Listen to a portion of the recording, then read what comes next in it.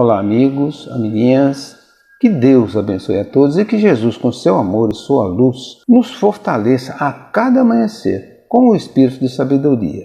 Que a paz de Jesus envolva a todos. Para o nosso evangelho de hoje, nós vamos lá novamente no capítulo 5. O capítulo 5 é muito extenso e é muito importante para o nosso aprendizado. Então, vamos novamente no capítulo 5 e hoje a gente vai lá nos itens 8, 9 e 10, que termina, completa causas anteriores das aflições, ou o porquê do nosso sofrimento. Então, no item 8, as atribuições podem ser impostas a espíritos endurecidos ou extremamente ignorantes para levá-los a fazer uma escolha com conhecimento de causa. Então, esse sofrimento pode ser imposto, porque eles são duros, são ignorantes. Os espíritos penitentes é aqueles que pedem a prova. Os espíritos penitentes, porém, desejosos de reparar o mal que haja feito e de proceder melhor, esses as escolhem livremente. Tal o caso de um que, havendo desempenhado mal sua tarefa,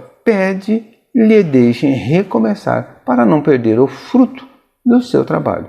As tribulações, portanto, são, ao mesmo tempo, expiações do passado, que recebe nelas o merecido castigo. As provas com relação ao futuro que elas preparam. Então, as tribulações são sempre expiações ou provas. Então, recebe o merecido castigo se for expiação.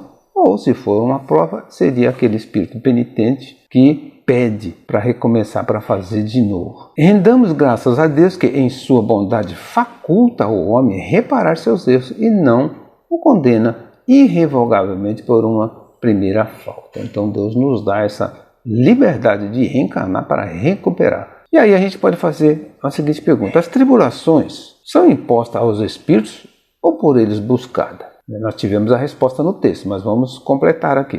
Ocorrem duas situações. Os espíritos endurecidos e ignorantes são impostos tribulações para que se esclareçam e busquem na prática do bem a libertação do sofrimento. Os espíritos penitentes, detentores de maior esclarecimento, buscam espontaneamente as tribulações, desejosos de reparar o mal que haja feito. As tribulações, portanto, são, ao mesmo tempo, expiações do passado, que recebe nela merecido castigo, e provas com relação ao futuro, que elas reparam. Então, tanto as provas como as expiações reparam o futuro. Só que a prova normalmente é pedida, como eles dizem aqui.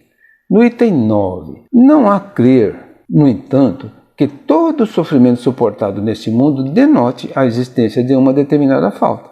Muitas vezes são simples provas buscadas pelo espírito para concluir a sua depuração e ativar o seu progresso. Como a gente já falou, o espírito às vezes busca a prova.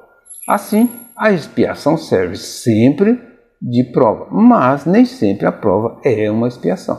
Deixando bem claro, toda expiação é e serve de prova. Não é uma prova, mas serve. Por quê? Está passando, está tentando se melhorar. Toda prova nem sempre é uma expiação. Então a prova pode ser escolhida e apenas para resgate de uma coisa. Então ela foi escolhida, é uma expiação. A prova pode ser escolhida apenas para evolução. Então é só prova, não é expiação. Então provas e expiações, todavia, são sempre sinais de relativa inferioridade, porquanto o que é perfeito não precisa ser provado. Então, mesmo que o espírito esteja em prova, como ele diz no item anterior, que o espírito é mais esclarecido ou mais evoluído e ele tem condição de solicitar uma prova, mas isso não quer dizer que ele não seja um espírito inferior. Ele tem um pouco de conhecimento, mas, como diz aqui, o que é perfeito não precisa ser provado. Pode, pois, um espírito haver chegado a um certo grau de elevação e, nada obstante desejoso de adiantar-se, mas solicitar uma missão, uma tarefa a executar pelo qual tanto mais recompensado será, se sair vitorioso quanto mais rude haja sido a luta, tais são especialmente essas pessoas de instintos naturalmente bons, de alma elevada, de nobres sentimentos inatos, que parece nada de mal haver trazido de suas precedentes existências, e que sofrem com resignação toda cristã, as maiores dores somente pedindo a Deus que as possam suportar sem murmurar. Então, pessoas, né, que sofrem caladas. Então, normalmente, quando uma pessoa sofre e aceita o sofrimento, a gente considera que seja uma prova. Porém, tem pessoas que pediram, como a gente comentou no item anterior, pediram uma prova para adiantamento. Então, o sofrimento dele é igual a quem deve alguma coisa, só que ele não deve nada, apenas ele pediu para se adiantar, para se elevar. Pode ser, ao contrário, considerar como expiações as aflições que provocam queixas e impelem o homem à revolta contra Deus. Então, sempre quando o queixoso ou a pessoa que sofre se revolta, não aceita o sofrimento, porque só eu sofro, por que eu tenho que passar por isso? É expiação. Sem dúvida, o sofrimento que não provoca queixumes pode ser uma expiação, mas é indício de que foi buscada voluntariamente antes que imposta e constitui prova de forte resolução, o que é sinal de progresso. A pergunta: pode-se concluir que todos os sofrimentos se originam de uma falta praticada pelo Espírito? Nem sempre existe esta relação. Muitas vezes o Espírito nada tem a reparar, mas busca no sofrimento as provas de que necessita para concluir sua depuração e ativar o seu progresso. Sem dúvida, o sofrimento que não provoca queixumes pode ser uma expiação, mas um indício de que foi buscado voluntariamente, o que é sinal de progresso. Então, quando o Espírito busca voluntariamente, normalmente ele não reclama. E no item 10, os Espíritos não podem aspirar à completa felicidade até que não tenham tornado puros. Qualquer mácula lhes interdita a entrada nos mundos ditosos. São como os passageiros de um navio onde há pestosos são gente com peste, aos quais se veda o acesso à cidade e a que aportem até que se haja expurgado. Isso aconteceu aqui na nossa cidade, né? A gente está em Santos, na Baixada Santista, e teve navio que chegou aqui com Covid e ficaram à distância, 40 quilômetros da cidade, da praia, até que o surto de Covid passasse. Então, mediante as diversas existências corpóreas, é que os espíritos se vão expurgindo pouco a pouco de suas imperfeições. As provas da vida os fazem adiantar-se, quando bem suportadas. Como expiações, elas apagam as faltas e purificam.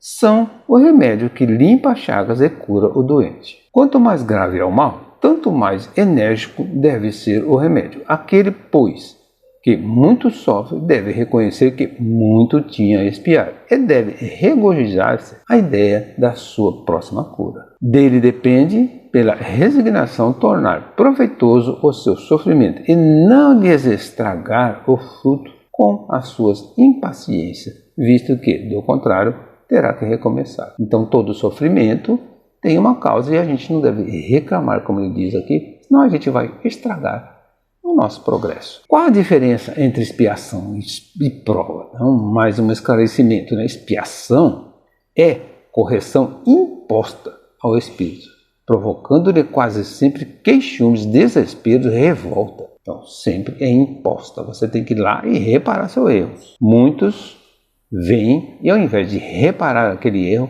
produzem mais. Prova é uma tarefa, uma missão marcada pelo sofrimento que o Espírito pede para aperfeiçoar-se. Então, as provas o Espírito normalmente pede, ou ele quer se aperfeiçoar, ou ele quer se adiantar. Às vezes ele não deve nada, mas ele pede uma prova para progredir. Então, provas e expiações todavia, são sempre sinais de relativa inferioridade do Espírito, porquanto o que é perfeito não precisa ser provado.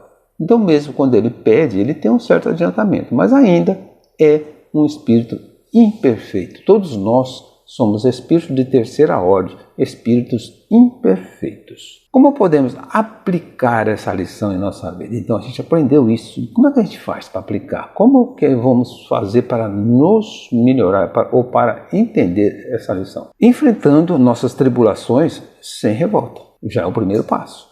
Se sofremos, todos nós sofremos, não existe ninguém que não sofra de um modo ou de outro, todo mundo sofre, então a gente tem que enfrentar sem revolta, com resignação e paciência, certos de que a justiça divina não nos deixaria sofrer sem uma causa. Então, se estamos sofrendo, alguma coisa aconteceu. E tentando fazer do sofrimento uma fonte de purificação e progresso espiritual. Aquele que muito sofre deve reconhecer que muito tem a expiar e deve enfrentar com ânimo as vicissitudes ou os sofrimentos, as coisas que acontecem na vida, sabendo que nelas está a sua libertação da dor e o acesso para sublimes alegria. Então a gente devemos sempre lembrar que todo sofrimento tem uma causa. E se tem uma causa, nós somos os causadores.